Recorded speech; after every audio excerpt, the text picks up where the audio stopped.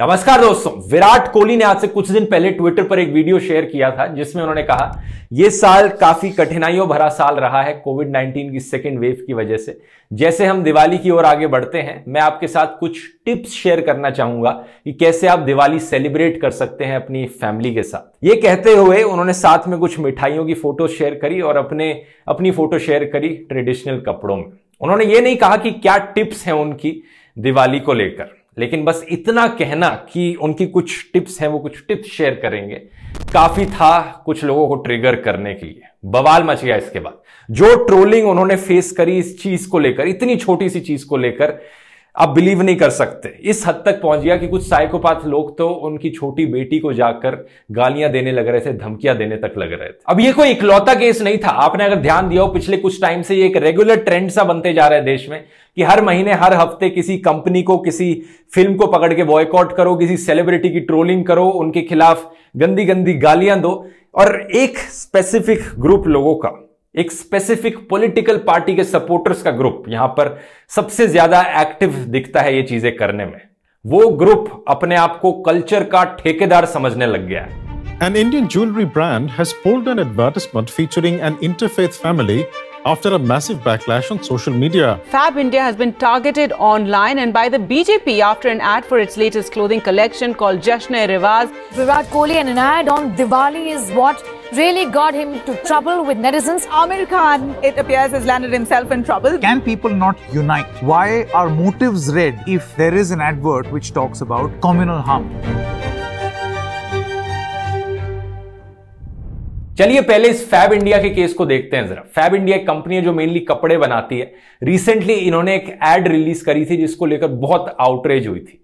क्या दिखाया गया था इस एड में? इस एड में दिखाया गया था कि राजस्थान में कहीं किसी एक बस अड्डे पर लड़कियों का एक ग्रुप नीचे उतरता है और एक लड़का उन्हें कार में रिसीव करता है।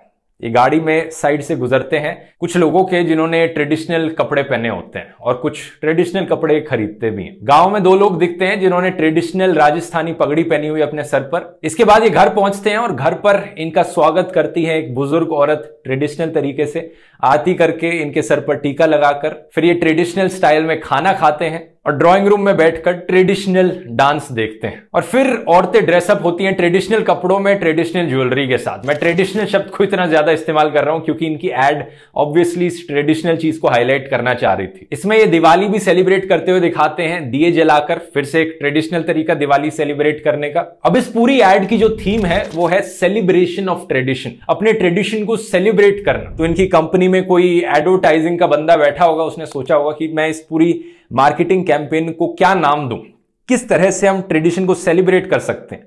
एक तो इंग्लिश में नाम दिया जा सकता है सेलिब्रेशन ऑफ ट्रेडिशन, हिंदी में नाम दिया जा सकता है परंपरा की धूमधाम, लेकिन शायद सुनने में इतना कैची नहीं लगता है। तो इनके किसी बंदे ने सोचा होगा, एडवर्टाइजिंग वाले ने, चलो मैं इसका नाम रख देता हूं उर्दू में जश्न-ए-रिवाज। हाँ, ये नाम सही रहेगा क्योंकि सुनने में भी काफी स्टाइलिश लगता है, लोगों को भी पसंद आएगा। लेकिन एक छोटी सी गलती कर दी इनके एडवर्टाइजिंग वाले बंदे ने। इन्होंने ये नहीं सोचा लोगों को तो पसंद आ सकता है ये नाम, लेकिन क्या तेजस्वी सूर्या को पसंद आएगा ये नाम? क्या इन कल्चर के ठेकेदारों का अप्रूवल मिलेगा इस नाम पर? इन्होंने ये नहीं सोचा क्योंकि जब ये एड कैंपेन रिलीज करी गई तो हल्ला इस बात पर मचा कि ये उर्दू नाम कैसे यूज कर लिया दिवाली के लिए। हमारी दिवाली का एब्रमाइजेशन होने लग रहा है, इन्होंने हमारे हिंदू फेस्टिवल को उर्दू नाम कैसे दे दिया। हालांकि इन लोगों ने ये नहीं सोचा कि ये कोई फेस्टिवल का रीनेमिंग थोड़ी करने लग रहे हैं। इन्होंने ये जो नाम दिया है ये अपनी मार्केटिंग कैंपेनिंग के लिए दिया है, अपनी क्लोथिंग लाइन के लिए इन्होंने ये नाम दिया है। इन्होंने दिवाली को जश्न-ए-रिवाज करके नहीं बुलाया, इन्होंने अपनी कपड़ों की इस कलेक्शन को जश्न-ए-रिवाज करके बुलाया। लेकिन इतनी कॉमन सेंस इन सब में कहां है? फिर मुद्दा इस चीज पर मोड़ दिया कि दिवाली की ओकेजन पर कोई भी उर्दू शब्द कैसे इस्तेमाल कर लिया। उर्दू तो मुसलमानों की भाषा होती है, ये हमारा हिंदू फेस्टिवल है। अब इस चीज को लेकर भी मैं कुछ फैक्ट्स बताऊंगा तो इनके माइंड ब्लो हो जाएंगे। पहली चीज तो जरा सुनिए कि इस महान आदमी को हिंदी कितनी आती है। देश भर में सभी युवाओं के मन में, सभी हिंदू युवाओं के मन में एक आशा होता है, एक आशा होता है, एक आशा होता है। युवाओं के मन में आशा होता है।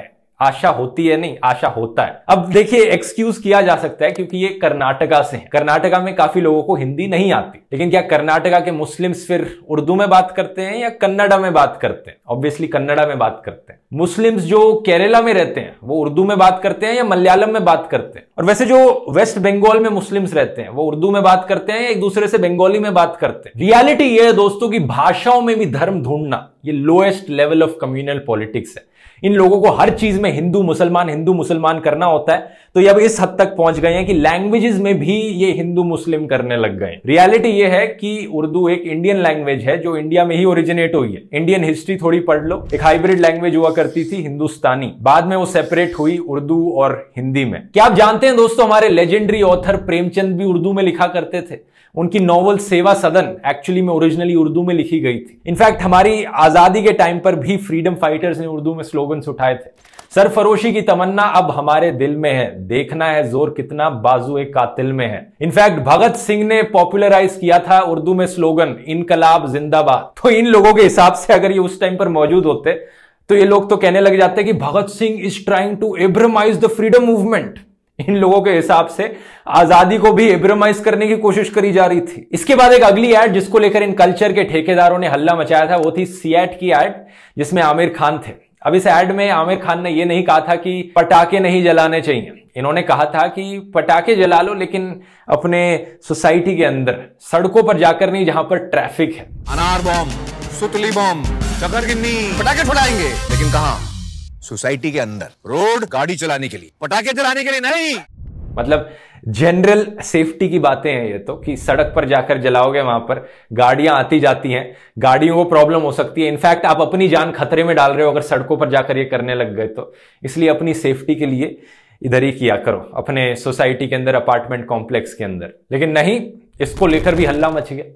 भाई आमिर खान कौन होता है हमारे फेस्टिवल्स पर ज्ञान देने वाला? आमिर खान मुस्लिम्स को तो कभी नहीं बोलते कि सड़कों पर नमाज नहीं पढ़नी चाहिए, वो हमेशा सड़कों पर नमाज पढ़ते हैं। अब देखो मैं बोल देता हूं कि सड़कों पर ना पटाखे फोड़ने चाहिए, ना नमाज पढ़ी जानी चाहिए, सड़कें गाड़ी चलाने के लिए होती है। अब क्या मैं बोल सकता हूं कि सड़कों पर पटाखे फोड़ने गलत है? अब हिपोक्रेसी की बात यह है कि ये लोग सेलेक्टिव आउटरीच की बात करते हैं, ये कल्चर के ठेकेदार, लेकिन इन सबसे ज्यादा बड़ी सेलेक्टिव आउटरीच कोई नहीं करता। ये वही लोग हैं जो नमाज को जाकर डिस्टर्ब करते हैं क्योंकि वो सड़कों पर हो रही थी, लेकिन जब इनके पटाखे फोड़ने के खिलाफ बोला जाता है तो कहते हैं कि भाई हमें लेक्चर मत दो क्या करना है अपने फेस्टिवल्स को लेकर, अपने रिलीजन को लेकर, लेकिन हम दूसरों को लेक्चर देंगे कि उन्हें क्या करना। अब इंटरेस्टिंग चीज ये है दोस्तों कि देश में लाखों करोड़ों ऐसे मुस्लिम्स हैं जो खुद से दिवाली सेलिब्रेट करते हैं, लेकिन ऐसे फैक्ट्स को ये हमेशा छुपा कर रखना चाहते हैं। जो भी फैक्ट्स कम्युनल हार्मनी दर्शा दें, ये चीज दिखा दे कि हिंदू मुस्लिम साथ में मिलकर रहते हैं, खुशी से रहते हैं, इन चीजों को ये जितना हो सके उतना दबाने की कोशिश करते हैं। इसके एग्जाम्पल्स थे तनिष्क की एड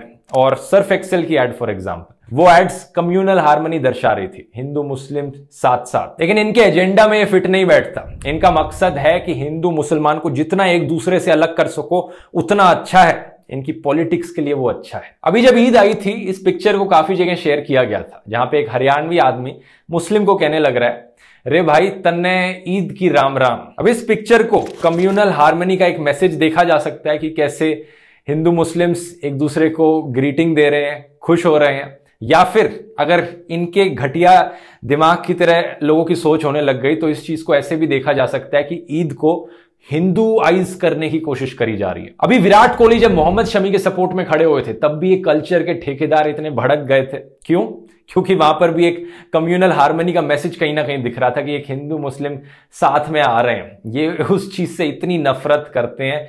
इन्होंने कितने घटिया से घटिया ट्रेंड चलाए विराट कोहली के खिलाफ। कमाल की बात है कि आज के दिन देश में हालत ये हो गई है कि हर छोटी से छोटी चीज में ये लोग रिलीजियस हेट्रेड घोल देते हैं। रीजन बड़ा सिंपल है मेरी राय में, डिवाइड एंड रूल की पॉलिसी। हिंदू मुस्लिम जितने अलग होंगे एक दूसरे से, जितनी लोगों के बीच में नफरत फैलेगी, उतने ही इन्हें वोट मिलेंगे डर के नाम पर। मोर ऑफन देन नॉट ऐसा पॉलिटिकल रीजंस की वजह से किया जाता है। जो लोग ये सोशल मीडिया पर आउटरीच करते हैं उनके जरा अकाउंट चेक कर लेना सोशल मीडिया पर जाकर। 90% केसेस में, मेरी पर्सनल ऑब्जर्वेशन है ये, आपको ये सारे अकाउंट्स एक पॉलिटिकल पार्टी से अलाइंड मिलेंगे, एक ही पॉलिटिकल पार्टी के बड़े कट्टर सपोर्टर मिलेंगे आपको। मैं इस पॉलिटिकल पार्टी का नाम भी नहीं ले रहा हूं, लेकिन आप समझ जाओगे कि कौन सी पॉलिटिकल पार्टी है। इनफैक्ट इस पार्टी के सपोर्टर्स खुद समझ जाएंगे कि मैं इसकी बात करने लग रहा हूं। लेकिन उन 10% केसेस का क्या जो पॉलिटिकली अलाइंड नहीं है, पॉलिटिक्स से उनका कुछ लेना देना नहीं है, लेकिन वो फिर भी ऐसी चीजों पर आवाज उठाते हैं क्योंकि उन्हें जेन्युइनली लगता है वो अपने धर्म को बचा रहे हैं ये करके। ऐसे लोगों को मैं कहना चाहूंगा पहले तो जाकर गीता पढ़ो और उससे कुछ सीख कर। और ट्रेडिशन की बात करें तो क्रिटिकल थिंकिंग, सवाल करना, क्वेश्चनिंग और डिबेटिंग, चर्चा करना, ये ऐसी चीजें हैं जो हजारों सालों से इंडियन कल्चर का पार्ट रही हैं। लॉजिकली डिबेट करना लोगों के साथ, बिना गालियां दिए, बिना गुस्सा करे, बिना लड़े। इसके मैं आपको ढेरों एग्जांपल्स दे सकता हूं। बुद्धा ने वेदास को रिजेक्ट किया था। आदि शंकराचार्य ने बुद्धिज्म के उस वक्त के ट्रेडिशन को क्रिटिसाइज किया था। कबीर ने बहुत से हिंदू और मुस्लिम कस्टम्स को क्रिटिसाइज किया था। कांकर पाथर जोरी के मस्जिद लई चुनाए ता ऊपर मुल्ला बांग दे क्या बहरा हुआ खुदाए। दूसरी तरफ हिंदुओं के लिए कबीर ने कहा था पाथर पूजे हरि मिले तो मैं पूजू पहाड़, इससे तो चाकी भली पीस खाए संसार। इसके अलावा गुरु नानक ने अपने जमाने में कई सुपरस्टिशंस, अंधविश्वासों को तोड़ा था। उन्होंने एक्लिप्स के टाइम पर डियर मीट भी खाई थी। राजा राममोहन रॉय, उन्होंने सती प्रथा को अपोज किया था। स्वामी दयानंद सरस्वती ने बड़े स्ट्रांगली अपोज किया था आइडल वर्शिप को, इसे एंटी वैदिक कहा था। स्वामी विवेकानंद ने प्रीस्टक्राफ्ट, अंधविश्वास और मिस्ट्री मॉन्गरिंग के खिलाफ ढेर चीजें कही थी। इस चीज को मैंने पिछले वीडियो में भी बताया था। अब ये कल्चर के ठेकेदार अगर इन जमानों में जिंदा रहते तो इन सारे महान लोगों के खिलाफ भी बोलना शुरू कर देते। लेकिन सच्चाई यही है कि ट्रेडिशंस को चैलेंज करना, मौजूदा कल्चर के तौर तरीकों पर क्रिटिकली सवाल उठाना, यही तो हमारा कल्चर रहा है। अगली बारी अगर आप सोशल मीडिया पर किसी नफरत फैलाने वाले ट्रोल से मिले तो उन्हें यह वीडियो जरूर शेयर करना ताकि वो हमारे कल्चर के बारे में कुछ चीजें सीख पाए। बहुत बहुत धन्यवाद।